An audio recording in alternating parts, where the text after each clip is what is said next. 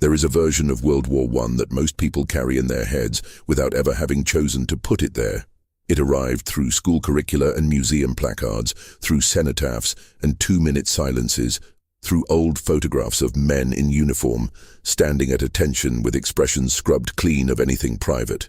The version that arrived this way is organized around sacrifice. It speaks of duty and courage, and the tragedy of a generation. It gives the war a shape, a beginning and a middle, a lesson at the end. That version is not entirely false, but it is curated.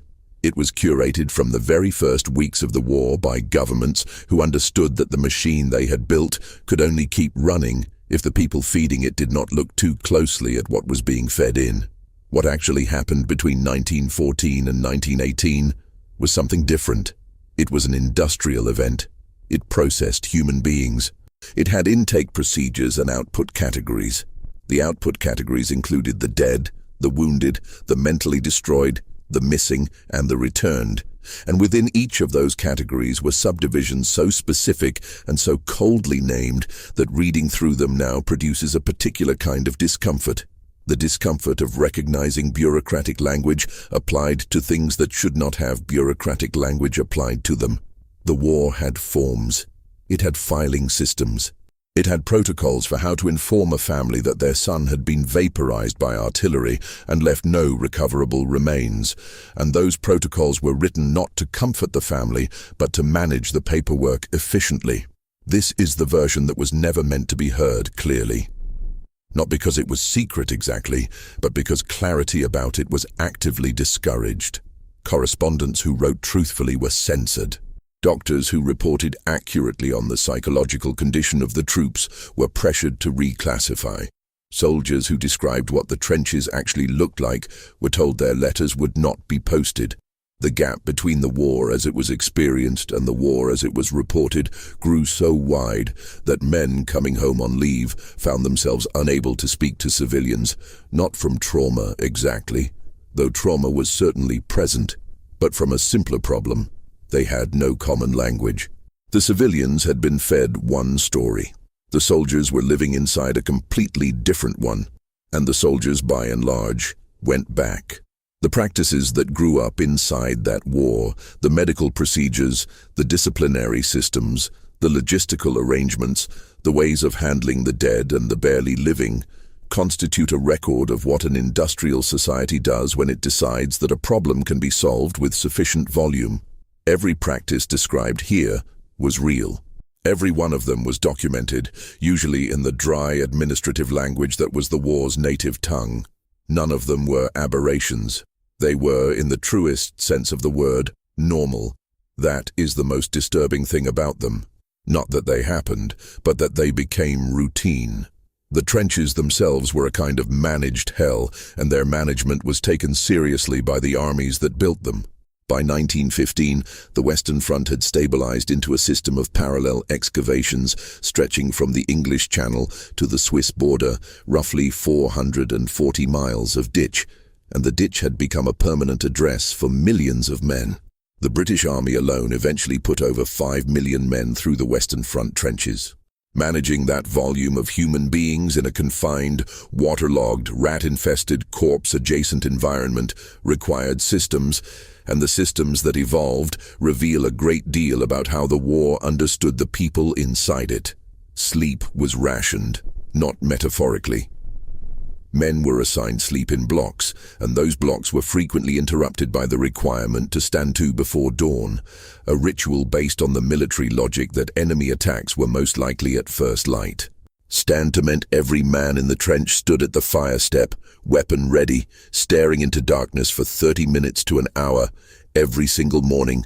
For however many months they occupied that section of line, the accumulated sleep deprivation over a tour of trench duty was severe. Men hallucinated. They fell asleep standing up.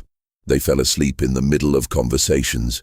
The military response to this was not to reconsider the stand-to ritual, but to designate falling asleep on duty as a court-martial offense. Men were tried for it.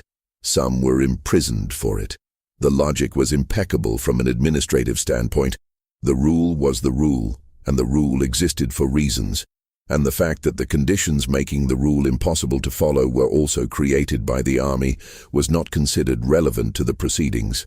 The mud deserves particular attention because it was not merely unpleasant. It was dangerous in a way that is difficult to convey without sounding like exaggeration. The clay soil of Flanders, churned by 4 years of shellfire and saturated by the region's high water table, produced a substance that had almost none of the properties of ordinary mud. It did not support weight. Men and horses and mules who stepped into shell craters filled with this material could not extract themselves without help, and help was not always available, and some of them drowned in it. The word drowned here is precise. They went under slowly, struggling, and then they did not come back up. During the Third Battle of Ypres in 1917, the battle known as Passchendaele, the conditions were so extreme that artillery pieces disappeared into the ground, that wounded men who fell off the narrow duckboard paths that crossed the battlefield could not be recovered, that the army kept a careful count of how many mules were lost to the mud because mules were expensive and the number was significant.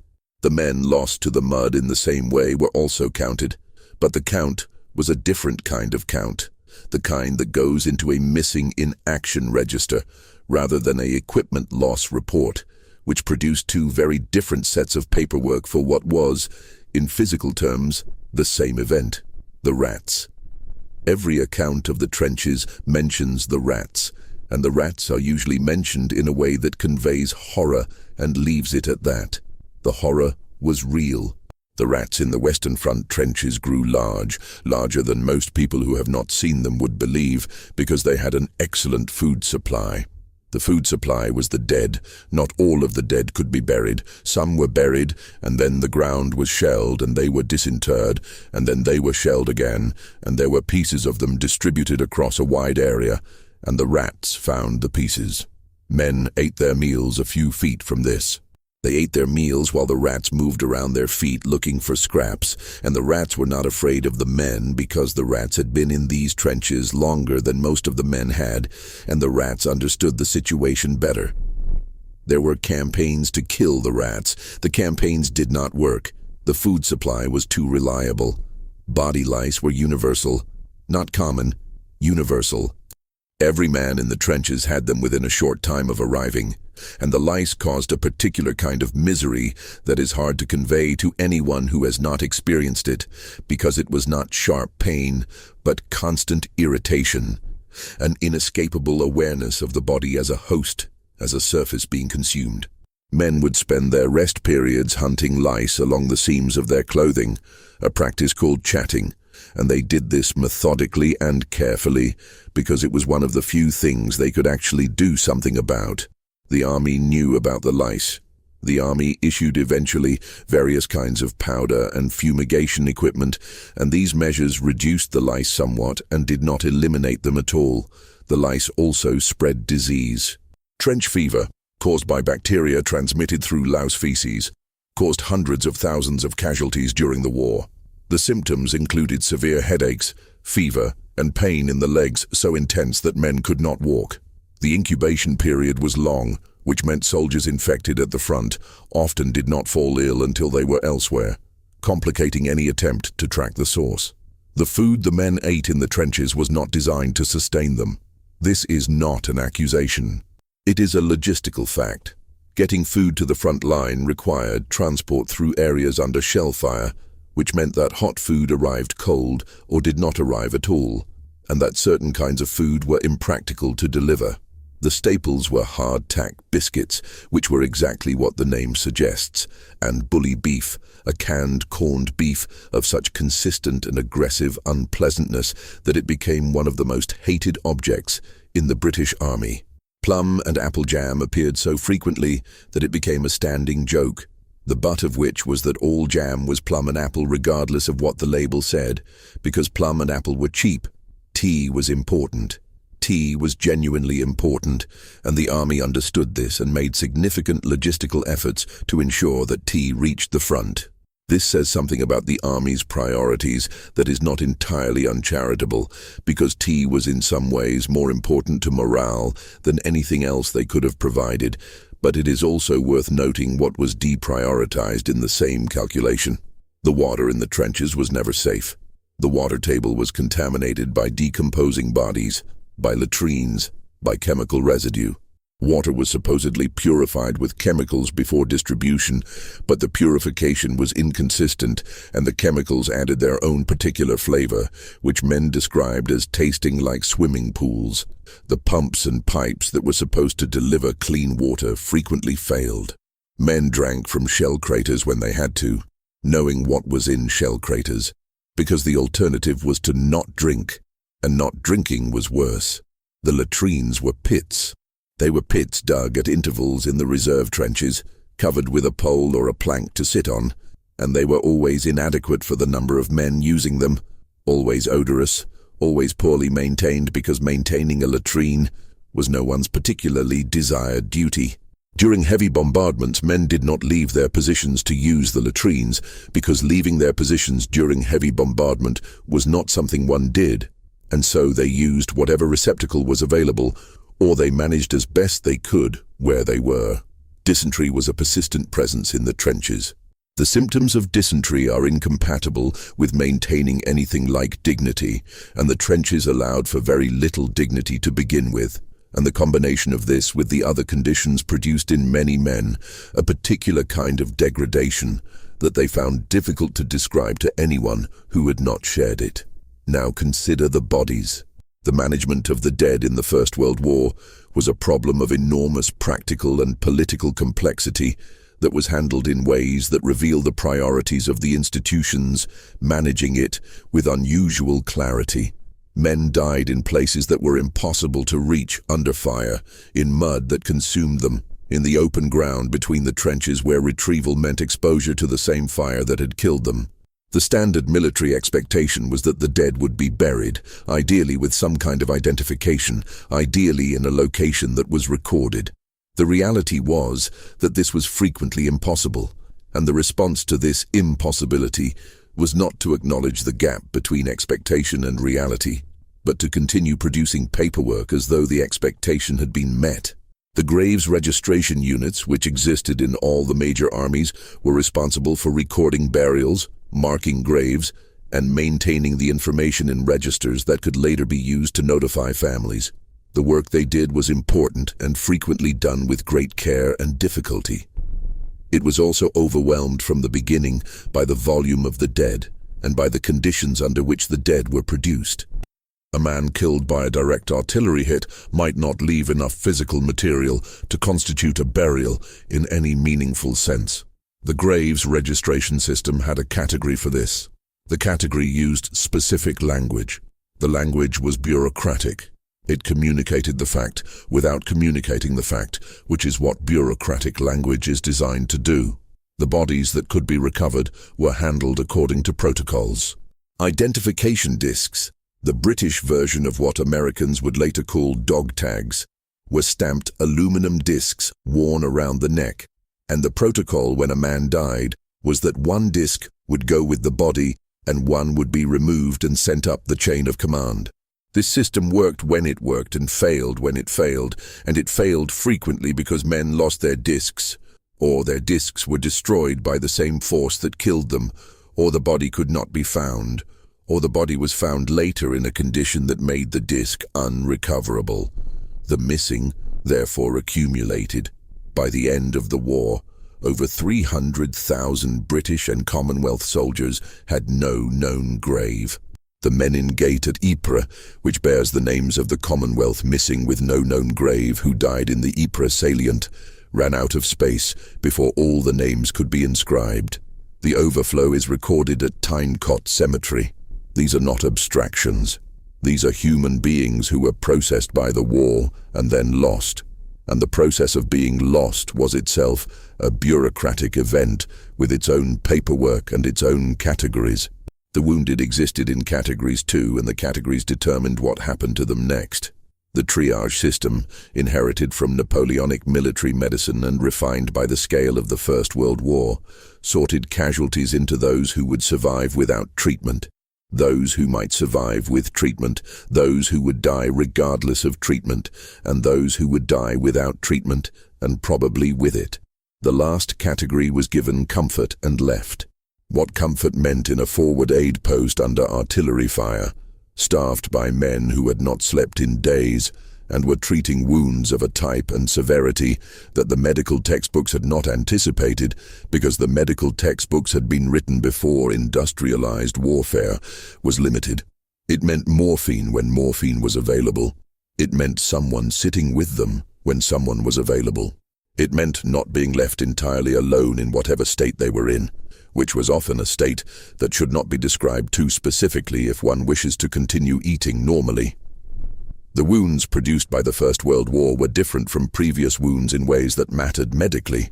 High explosive shells, which became the dominant killing mechanism after the initial war of movement ended and the trenches began, produced blast effects and fragment wounds that were distinct from bullet wounds in their pattern and their contamination.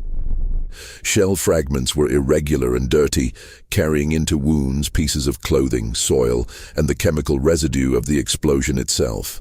Gas gangrene was a persistent threat because the soil of Flanders, having been farmed for centuries, contained high concentrations of the bacteria that causes it. Surgeons operating on wound after wound learned to debride aggressively, to remove all the tissue that might be infected regardless of the pain this caused, because the alternative was to lose the limb or the patient entirely. Anesthesia was not always available. When it was not available, the surgery happened anyway. The reconstructive surgery developed during the First World War to address facial wounds constitutes one of the most remarkable and least comfortable chapters in medical history. Harold Gillies, working at a specialized hospital in Sidcup, England, developed techniques for rebuilding faces that had been destroyed by shell fire. The techniques were genuinely innovative and laid the foundation for modern plastic surgery. They also required patients to live through procedures of extraordinary duration and pain, to spend months or years in hospitals undergoing successive operations, to have flesh moved from one part of their body to another, to have bone grafted and skin stretched, and to look in mirrors throughout this process at a face that was in the process of being reconstructed and was therefore, during that process, neither what it had been nor what it was becoming.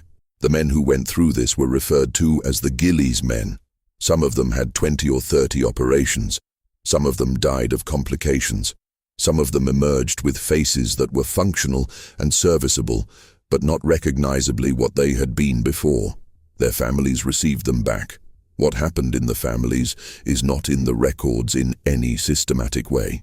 The shell shock question requires sustained attention, because it is the place where the war's institutional logic came into the most direct conflict with observable human reality. And the conflict was resolved in the way that institutional logic always resolves such conflicts, by denying the reality and defending the logic. Shell shock, the term that came to describe the psychological damage done to soldiers by combat, was recognized early. It was named, which was a kind of recognition. But the naming was contested, and what the name meant was contested, and what should be done about it was contested, and the contest was not between those who had experienced it and those who hadn't. It was between doctors with different theories, between military commanders with different needs, and between a government that required soldiers and a medical establishment that was producing evidence that the conditions those soldiers were being kept in were destroying their minds. The initial explanation for shell shock was physical. The concussive force of nearby shell explosions was understood to cause microscopic damage to the brain, disrupting its function. This explanation was plausible, and it had the advantage of being honorable, because if the damage was physical, then it was like any other wound, and the soldier was not responsible for it. The problem was that men were presenting with shell shock symptoms who had not been near shell explosions. Men who had been in the support lines, men who had been in training, men who had been behind the front for extended periods were showing the same symptoms. The tremors, the inability to speak, the nightmares, the complete psychological collapse. These cases could not be explained by blast concussion. They required a different explanation. The different explanation that the mind could be destroyed by sustained exposure to fear, to helplessness, to the witnessing of mass death, to the constant expectation of one's own death, was accurate. The war produced evidence for it in volumes that were impossible to ignore. But accepting this explanation meant accepting that the conditions of trench warfare were psychologically destructive at a fundamental level. And accepting that meant either changing the conditions or accepting that you were deliberately destroying the minds of your own soldiers. Neither option was acceptable to the military command. So the explanation was resisted, and the alternative explanations multiplied, and what was done to the men presenting with these symptoms varied enormously, depending on which doctor they encountered and which explanation that doctor subscribed to. Some doctors treated shell shock with genuine therapeutic intent, with rest and with conversation, with what would now be recognized as rudimentary psychotherapy. Some doctors treated it with electricity. Electrical treatment, the application of electric current to various parts of the body, was used in several countries during the war to treat men whose symptoms were interpreted not as genuine psychological damage, but as a kind of unconscious refusal, a learned helplessness that could be corrected with sufficient discomfort. The British doctor Lewis Yelland used electrical treatment at the National Hospital in London. His notes describe patients who could not speak being given electric shocks to the throat until they spoke. His notes describe this as successful treatment. His notes do not describe what it was like to be the patient. The German military used similar methods. The Austrian neurologist Julius Wagner Jauregg, who would later win a Nobel Prize for an entirely unrelated treatment, supervised electrical treatments of traumatized soldiers in Vienna.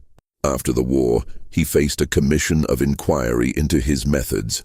The commission, which included Sigmund Freud among its members, found the treatments unjustifiable. This finding was largely ignored by the medical establishment of the time. Wagner Jauregg received his Nobel Prize in 1927. The Nobel Committee did not address his wartime conduct. The men who could not be treated, or who refused treatment, or who ran from the battlefield, or who struck an officer, or who committed any of the other acts that the military code classified as cowardice or desertion, entered a different system. The military justice system of the First World War operated on premises that the post-war period has found deeply uncomfortable, and that the war's contemporary observers also found uncomfortable but were largely unable to change. The death penalty existed for a range of military offenses. Cowardice in the face of the enemy was one of them. Desertion was one of them. Mutiny was one of them. The British Army executed 306 of its own soldiers during the First World War. The number has been exactly counted. It has been counted because the records were kept carefully, because the army was meticulous about its paperwork, even when the thing the paperwork documented was the shooting of a 19-year-old private who had walked away from his trench and been caught 3 miles behind the line and tried by a court-martial that lasted approximately 20 minutes and then shot at dawn while other soldiers, sometimes soldiers from his own unit, performed the execution. The records of these courts-martial were kept secret by the British government until 1990. The men were formally pardoned in 2006, though the pardons were controversial, and the controversy itself reveals something about how deeply the war's logic had embedded itself in British institutional culture. Many of the men shot were subsequently found, through later examination of the records, to have been showing symptoms of what would now be recognized as severe post-traumatic stress disorder. The court-martial records describe their behavior in the language available at the time, language that classified the behavior as cowardice, as weakness, as the failure of a soldier to do his duty. The language of cowardice and the language of psychological collapse describe the same behaviors from different theoretical premises, and which language a man's behavior was described in during the war determined whether he was shot or hospitalized. The difference between the two outcomes was largely a matter of which doctor happened to see him first, and what that doctor believed about the mind. The French army had its own version of this. The mutinies of 1917, which affected something like half of the French divisions on the Western Front after the catastrophic failure of the Nivelle offensive, were suppressed with executions. The exact number is disputed, but is estimated at around 40 men. The French government's response to the mutinies was to classify the information so completely that the scale of the event was not publicly known until decades later. General Pétain, who was credited with restoring order partly through improved conditions and partly through the threat of further executions, became a French national hero. His later collaboration with the German occupation during the Second World War complicated this reputation considerably. The gas. Poison gas was used in the First World War on a scale that has not been repeated in any subsequent conflict, and the scale at which it was used produced a scale of suffering that the medical systems of the time were entirely unprepared for. The first large-scale gas attack, the German chlorine attack at the Second Battle of Ypres in April 1915, released approximately 160 tons of chlorine gas from cylinders dug into the German trenches. The effect on the French and Algerian troops opposite was catastrophic. The gas caused a complete rout of those sectors, left thousands of men writhing on the ground with damaged lungs, and created a gap in the Allied line that the Germans, who were themselves surprised by the scale of the effect, did not exploit as decisively as they might have. The medical treatment of gas casualties evolved over the war, but was never adequate because the agents being used evolved faster than the treatments. Mustard gas, introduced by Germany in 1917, was particularly difficult because it was not immediately detectable by smell, because it settled on surfaces rather than dispersing, because it caused damage that was delayed in its appearance, and because the damage it caused was to virtually every exposed surface of the body. Mustard gas casualties presented with blistered skin, blistered eyes, blistered airways, blistered lungs. The treatment was to wash the affected areas as quickly as possible, but this required knowing you had been exposed, and mustard gas's property of delayed damage meant that men sometimes did not know they had been exposed until the damage was already done. The hospitals that received mustard gas casualties had to manage patients who were blistered over large portions of their bodies, who were temporarily or permanently blinded, who had damaged airways that made breathing difficult and swallowing impossible, and who were in pain of a severity that the available analgesics did not adequately address. The production of gas was industrialized. The Allied and German chemical industries competed to develop new agents and to produce existing agents in larger quantities. The factories that produced these materials were staffed by workers who were themselves at risk of exposure, and the management of this risk was inconsistent and often inadequate. The workers who were harmed were not counted the same way soldiers were counted. They were industrial casualties rather than military casualties, which placed them in different bureaucratic categories with different compensation structures and different social visibility. After the war, enormous quantities of unused gas munitions had to be disposed of, and the method chosen in many cases was to load the shells onto ships and dump them in the sea. The North Sea and the Baltic Sea and other waters around Europe contain significant quantities of these munitions today, corroding slowly, occasionally washing up on beaches in a condition that is still dangerous. This is not a historical footnote. It is an ongoing situation. The paperwork for the dumping was completed correctly. The munitions are still there. The use of gas raised questions about the laws of war that were debated at the time, and that the war's participants answered in the way that the war's participants consistently answered such questions, by continuing to do whatever produced military advantage. The Hague Conventions of 1899 and 1907 had prohibited the use of projectiles to deliver asphyxiating gases, which was interpreted by some belligerents as not applying to the release of gas from cylinders, and then reinterpreted when gas shells became the primary delivery mechanism, and then set aside entirely as the practical advantages of gas became too significant to forgo for legal reasons. Each step in this process was accompanied by formal statements about international law and the conduct of civilized nations that were contradicted by the actions taken on the same day the statements were made. The medical consequences of gas exposure extended beyond the war. Men whose lungs were damaged by gas experienced accelerated respiratory decline in the following decades. The Spanish influenza pandemic of 1918 and 1919 killed more people than the war itself, and men whose respiratory systems had been damaged by gas were particularly vulnerable to it. The connection between gas damage and influenza mortality was noted at the time, and then lost in the broader accounting of the pandemic's casualties, which were themselves so numerous that they were difficult to keep clear in the public mind from the casualties of the war that was simultaneously ending. The influenza pandemic itself deserves attention in the context of the war, because the war created the conditions that made the pandemic as deadly as it was.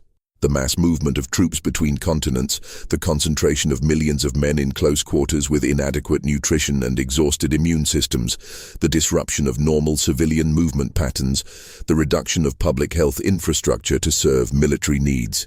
All of these created conditions in which a novel influenza strain could spread faster and kill more efficiently than it could have in peacetime. The military censorship that was in place to prevent damaging information from reaching enemy intelligence also suppressed early reporting of the pandemic in the belligerent countries. Spain, which was not at war and did not have wartime censorship, reported the disease freely, which is why it became known as the Spanish flu, despite probably not having originated there. The name stuck because names, once attached to things, are difficult to remove. The recruitment and conscription systems that fed the war deserve examination because they reveal how the labor of producing soldiers was distributed across society and what happened to people who did not fit neatly into the categories the system had designed.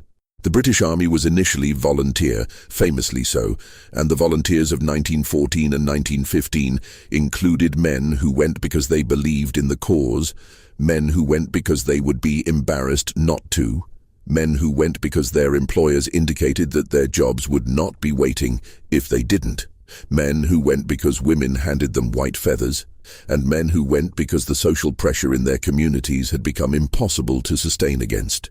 The White Feather Campaign, organized by private citizens who handed white feathers to men not in uniform as a symbol of cowardice, was directed indiscriminately at men who were not in uniform regardless of the reason, and men who were working in reserved occupations essential to the war effort, men who had been invalided out of the army, men who had been rejected as medically unfit, received white feathers from women who did not know and did not ask about their circumstances.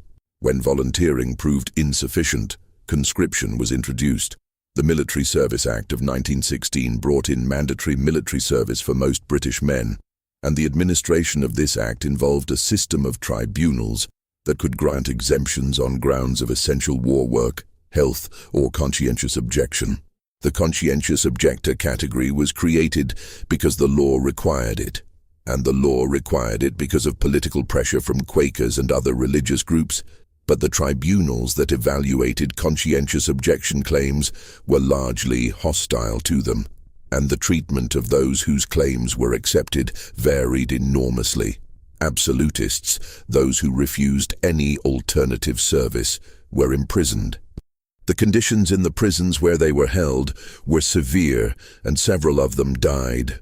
Men who were sent to the front under compulsion and who then refused to fight were court-martialed. Some were sentenced to death. The sentences were generally commuted, but the commutation was not guaranteed, and the men waiting to learn their fate did not know whether it would be commuted. The war also produced a category of men who were medically unfit, but who were processed through the recruitment system anyway, because the need for bodies was pressing and the medical examinations were cursory.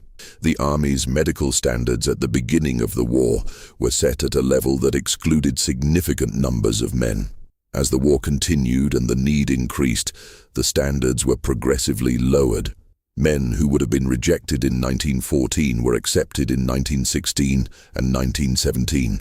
Men with serious pre-existing conditions were passed as fit by examiners who understood that passing them was what was required. Men who arrived in France and were found to be so physically impaired that they were immediately returned to England as unfit had been formally examined and declared fit by army doctors a few weeks earlier. The Army's response to this problem was to adjust the paperwork rather than the process. The children. The First World War was fought by very young men, and some of them were not men in any legal sense at all. The minimum age for overseas service in the British Army was 19, and the minimum age for enlistment was 18, But both of these ages were routinely circumvented by boys who lied about their age and by recruiting sergeants who accepted the lie because they had quotas to fill. The youngest known British soldier killed in the First World War was John Condon of the Royal Irish Fusiliers, who died in May 1915. He was 14 years old. He is buried in Pole Capelle Cemetery in Belgium. His age on his gravestone says 18 because that is what was recorded at the time of his death, because that is what was written on his papers. The parents of underage boys who discovered their sons had enlisted could apply to have them discharged, and a significant number did, and the army sometimes discharged these boys and sometimes did not, and the inconsistency was a function of how badly particular units needed men at particular moments, rather than a function of any principled consideration of whether 14-year-old boys should be in trenches. Some boys who were brought home were immediately re-enlisted under false ages at different recruiting offices.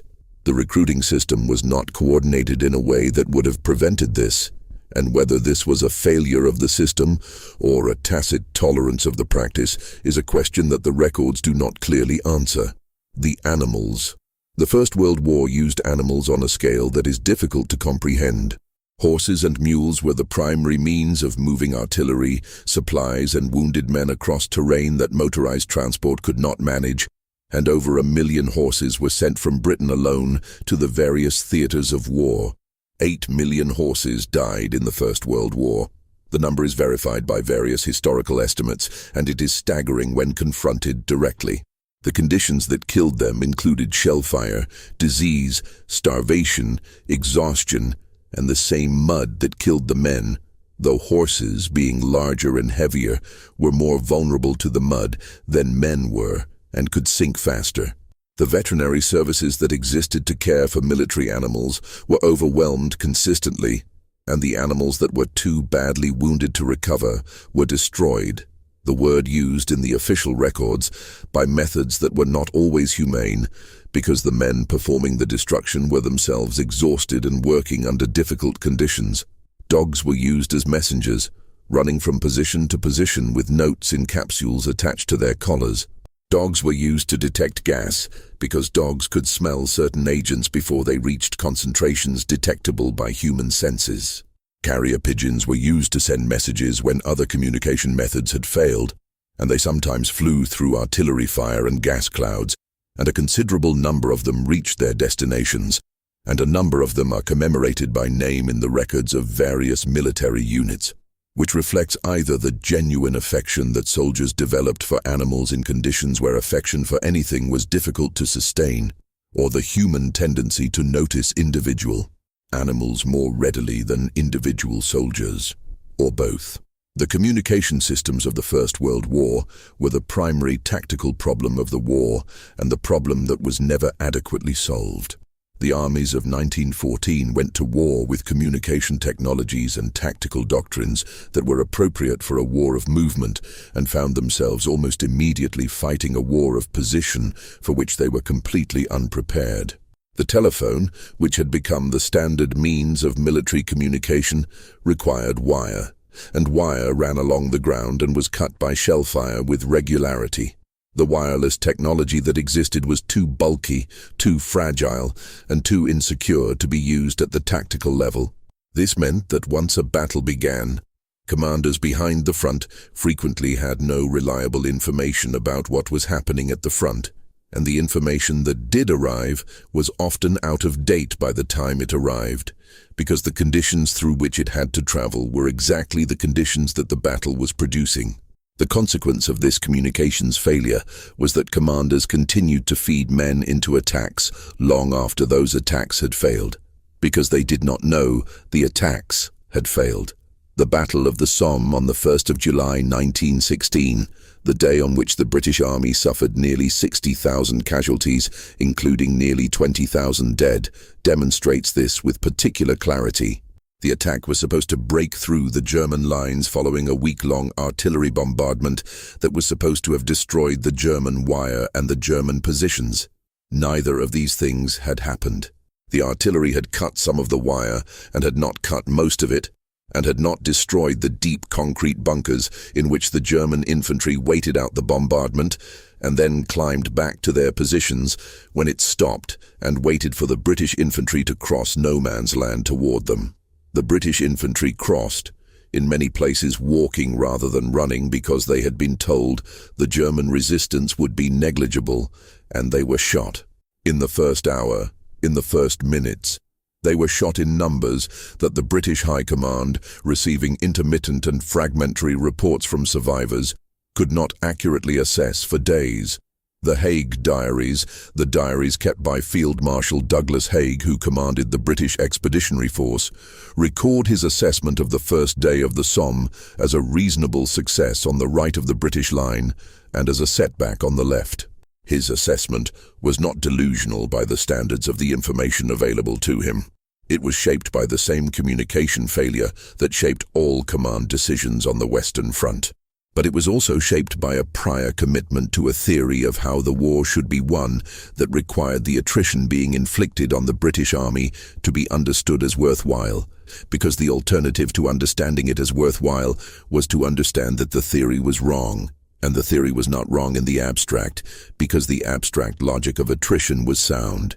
The theory was wrong in its application to the specific conditions of the Western Front in 1916, and recognizing this would have required the command to make decisions that the command was institutionally structured to not make.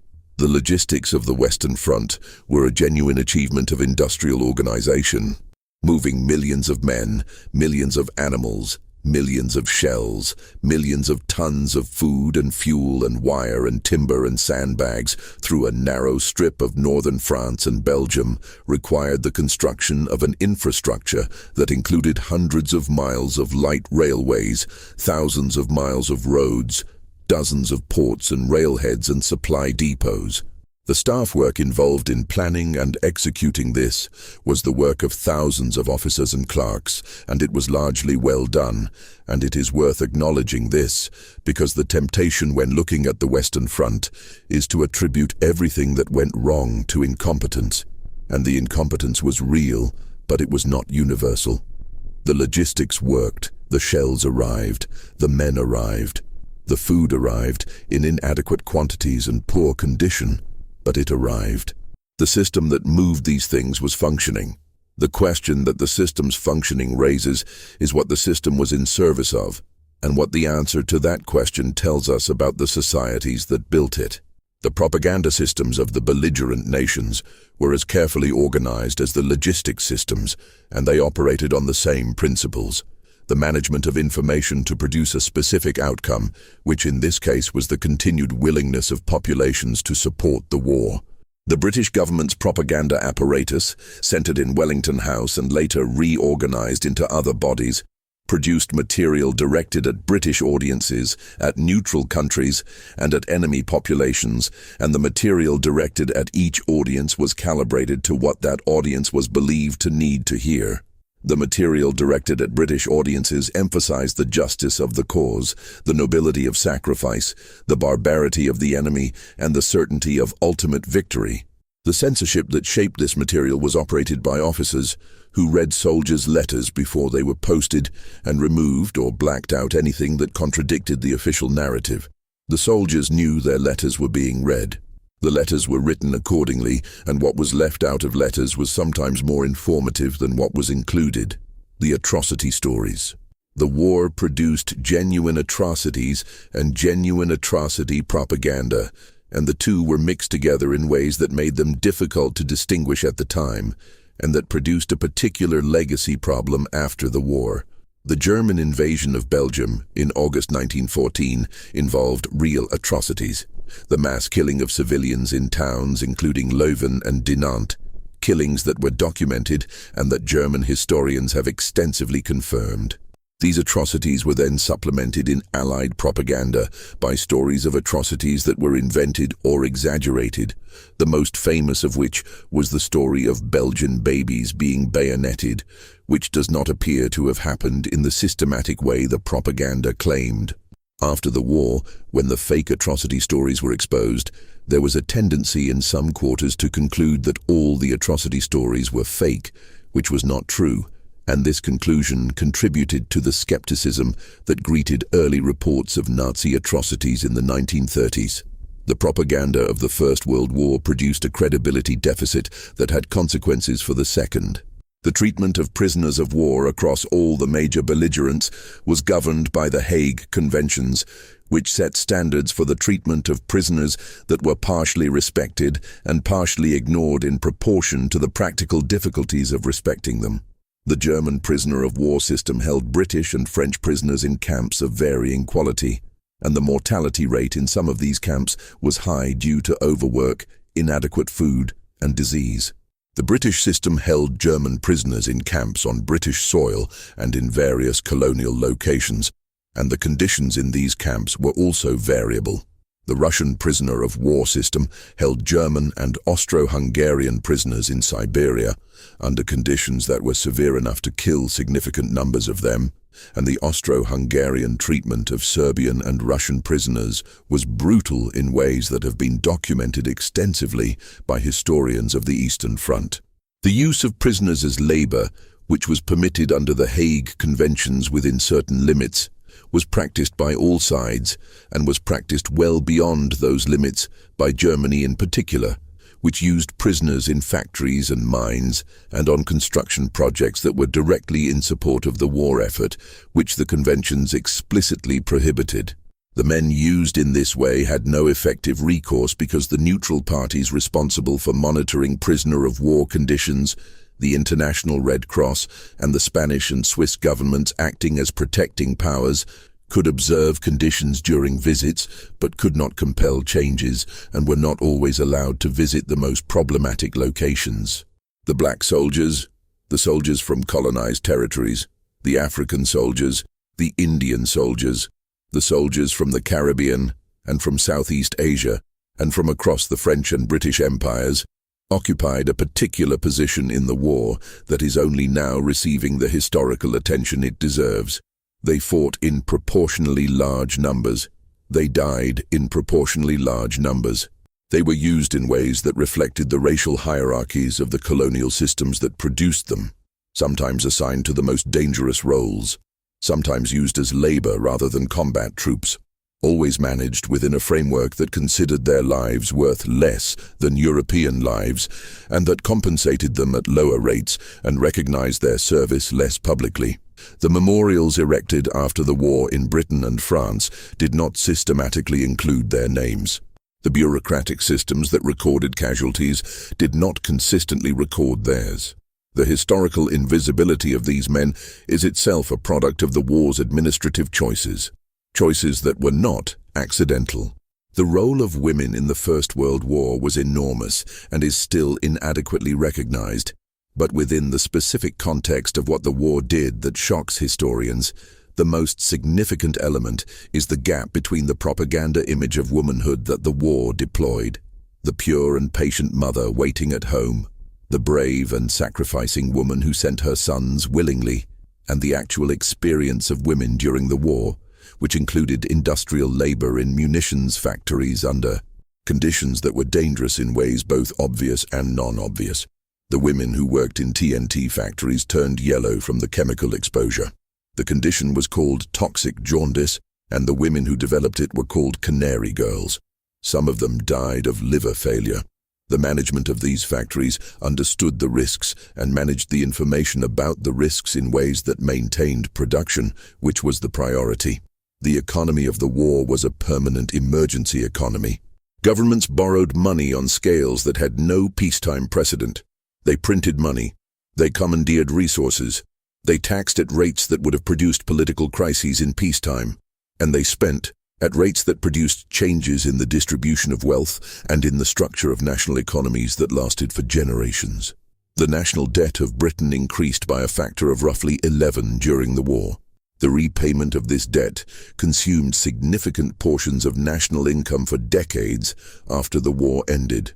The men who had fought the war and survived it returned to economies that were in some ways permanently altered by the cost of the event they had survived. And the nature of this alteration is one of the reasons that the promise of a land fit for heroes, made to soldiers during the war as a commitment about what the peace would look like, was not kept in any systematic way. The hospitals. By the end of the war, the British medical system had established a chain of care that stretched from the regimental aid posts in the trenches to the base hospitals in France and the specialist hospitals in England. And the number of beds in this system and the number of patients processed through it was staggering. The casualty clearing stations that stood at the center of this chain were extraordinary places, often vast tented facilities close to the front, staffed by surgeons working shifts that lasted until they could not continue, operating on wounds of a type and frequency that peacetime surgery never produced. The nurses who worked in these facilities were subject to the same artillery fire as the soldiers, and a significant number of them were killed, and the records of their deaths are in different registers than the records of soldiers' deaths because nurses were not soldiers, and the registers had to be maintained correctly. The physical examination of survivors for pension purposes after the war constitutes one of the coldest documents of institutional indifference in the entire record.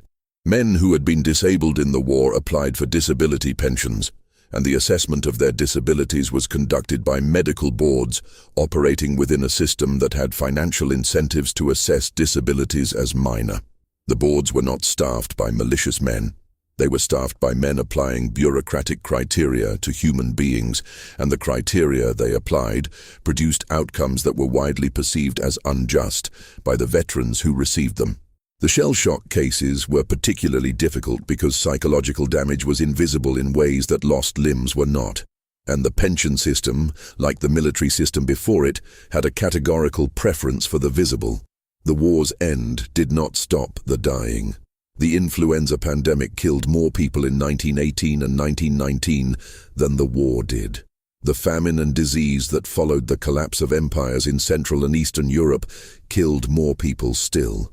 The Russian Civil War, in which the same weapons and the same military logic that had characterized the First World War were applied by various factions to each other and to civilians, killed millions.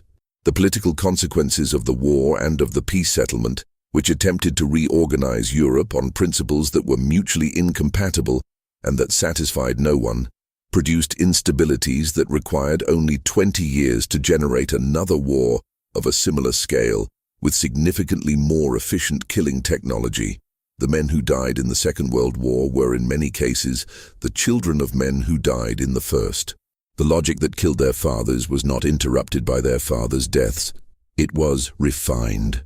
The names carved on monuments across the countries that fought the First World War number in the millions. The monuments were built because the monuments were needed, because the scale of the loss required some form of acknowledgement, because the families of the dead needed somewhere to put their grief. The monuments were also built for another reason, which was that they provided a form for the grief that contained it within acceptable parameters, that allowed the loss to be honored without being examined, that transformed the bureaucratic processing of millions of human beings into something that could be approached without looking too closely at what had done the processing. The soldiers who were gassed and could not breathe properly for the rest of their lives, and who died in the influenza epidemic, are counted in the epidemic's numbers, not the war's numbers. The soldiers who came home and could not function and drank themselves to death over the following decade are not counted anywhere. The soldiers who came home and functioned adequately, but were never again the people their families had known before the war, are not counted anywhere. The accounting of the First World War has never been completed and was never designed to be completed, because a complete accounting would require categories that the administrative systems that ran the war did not build. The war ended on the 11th hour of the 11th day of the 11th month of 1918. This is presented as a fact of historical significance, and it is, but it is also worth noting that the timing was negotiated in advance, and that during the 6 hours between the signing of the armistice at 5 in the morning and its taking effect at 11, both sides continued fighting, and men continued to die, and the death count for the morning of November 11, 1918, was higher than the death count for an average day of the war. The generals who continued to order attacks during those 6 hours have been criticized by historians, and there are various explanations offered for the decision, and the most straightforward explanation is the one that applies throughout the war. The machinery was running, And stopping machinery requires a decision, and decisions take time. And in the time it takes to make a decision and execute it, the machinery continues to operate. The last British soldier killed in the First World War is generally recorded as Private George Edwin Ellison of the 5th Royal Irish Lancers, who died at 9:30 on the morning of November 11th. The last French soldier killed is recorded as Augustin Trébuchon, who died at 10:50, 10 minutes before the armistice took effect, while carrying a message to his comrades that food would be served after the ceasefire. They are buried in cemeteries a short distance apart in Belgium. The paperwork for their deaths was processed. The forms were completed. The notifications were sent. The war had 3 more years of paperwork still to produce. In the counting of the graves and the notifying of the families and the processing of the disability claims and the administration of the peace settlements and the maintenance of the records that recorded what had happened, so that the institutions that had made it happen could be certain that what had happened was properly filed.